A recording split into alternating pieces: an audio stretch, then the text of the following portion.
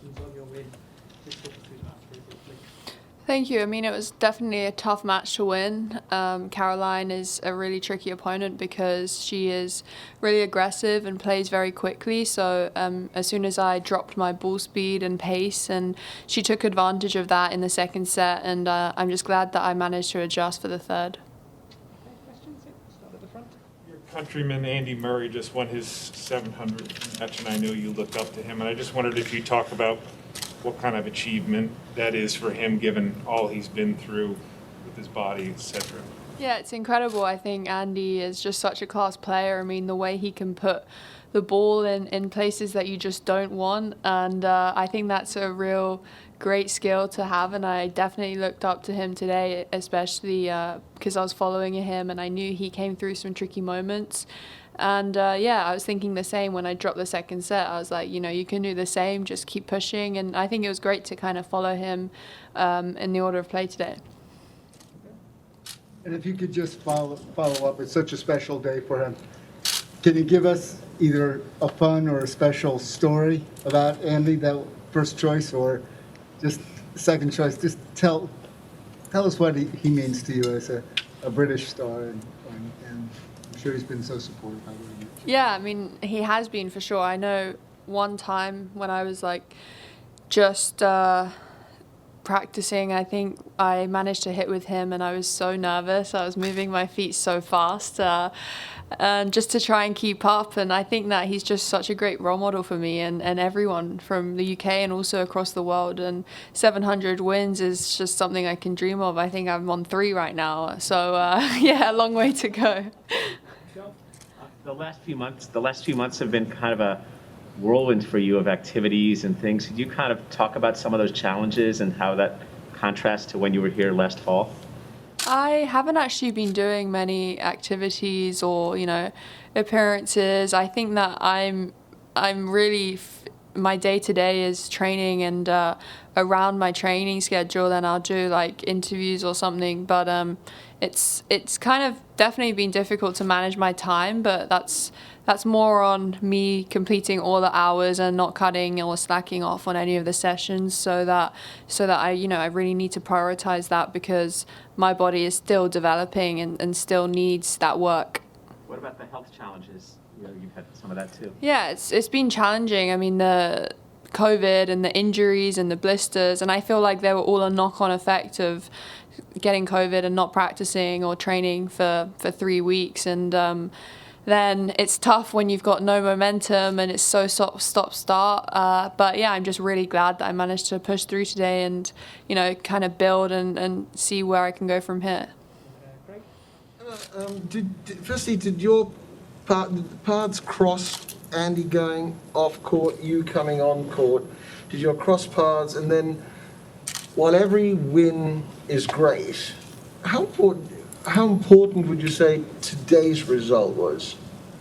Yeah, we actually crossed paths. I mean, when he was coming off, I was there waiting for the match, and it's always like a weird one when you're following someone who's just won. You're like, I really want to do the same. Like, it kind of gives you that extra fuel, and I was really happy for him, and he gave me like a fist bump, and it was cool. But yeah, today's match definitely, I think it meant a lot to me.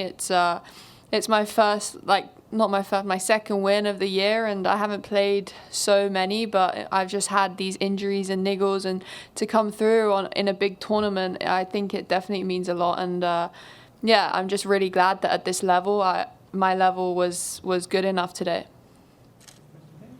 I just wanted to ask how physically you felt out there on the court, and also, was it ever really close for you to not come and not compete here? Yeah, I mean, honestly, after Mexico, I flew home and pretty much everyone was like, you're done. Like, hopefully Miami's 50-50, and that was, at the time, that's like 4 weeks of, rehabbing, coming back. And I was like, you guys, I mean, I feel like I can listen to my body here, and it was starting to get better. And yeah, now I'm just really glad that I definitely came. And I think that it's definitely just important to kind of listen to your body, how it's feeling. And regardless, I know the medical experts, they're all top of their job, but then if you're really in tune with your body, I feel like you kind of get a good grasp of the decision to make. You talked about Andy's skill. I was wondering, what do you think your biggest skill is? And what's the main skill you'd like to add to your game? Yeah, I feel like one of my skills is probably mental, working things out. I feel like today I worked out pretty well that I was taking pace off the ball. I was playing too much to one side or the middle, and in the second, and then I kind of reassessed, and in the third set I picked my ball speed back up and I was spreading the play more. So I think that that's probably one of my strengths, just working things out as they go along, and also being a little bit awkward at times and unpredictable. Emma, you were really positive with yourself. It looked like from the first point, fist pumping and everything like that. You came out very positive after that second set into the third set. I'm kind of curious, what is your mindset? What are the emotions like right now when you play these matches? And then on match point, when you win, is it a sense of joy? Is it a sense of relief? Like, what is the feeling that you feel when you win a match right now? So the match today, it was actually, I'm not gonna lie, I was like a bit nervous going out before because I hadn't played many, and I know that before I went out in my last match in Mexico, I was pretty nervous. So today I just really wanted to play free and swing, and during when things were getting difficult, I was like, just think how bad you're gonna feel if you let this slip after having your chances. I broke in the first game of the second, and I played a bit of a sloppy game, missed loads of first serves, and let her back in. So I think that, and at the end, I think this one definitely meant a lot to me. So definitely a lot of joy. Any more questions? I have a little bit of a different question. For American writers, it's fun to cover British players. Just it's the same language, but it's really different too. I mean, you guys always refer to injuries, what we call injuries as niggles. Is there anything in American English, any phrases or words that are fun or different to you? Maybe not. One, Max, actually, my agent, I mean, it's funny, when he was in my box in Australia, and all I could do was like, come on, baby. And I was like literally cracking up. Like that was getting me. But I love how positive and fun American people are. And I feel like I get really, I feel like coming here as a Brit, we speak the same language. So it's basically the same thing, but in another environment. And it's a really cool place to be. Everything is so easy and functional too. And the last two questions will come to Courtney. And Emma, just the other day you were saying that you weren't used to the new normal quite yet. So I'm just kind of curious for you, what's the weirdest thing about your new normal?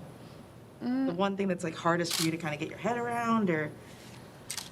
The weirdest, I think, when people kind of like ask, the weirdest thing is when someone gets like so happy that I like take a photo with them or like say hi. I feel like that's just normal, I don't think that's anything like they shouldn't be getting happy because it's just me, so but yeah, it definitely means a lot when that happens. And I kind of feel bad because sometimes when I'm like practicing before the match, that like the crowd here, you can kind of see when people come off, but to get there you have to kind of walk that way and you're preparing for a match. So I feel kind of bad that I can't do it all the time, but yeah, whenever I get a chance, I really make sure I want to try and connect with the fans and the people watching. And the last question to Craig.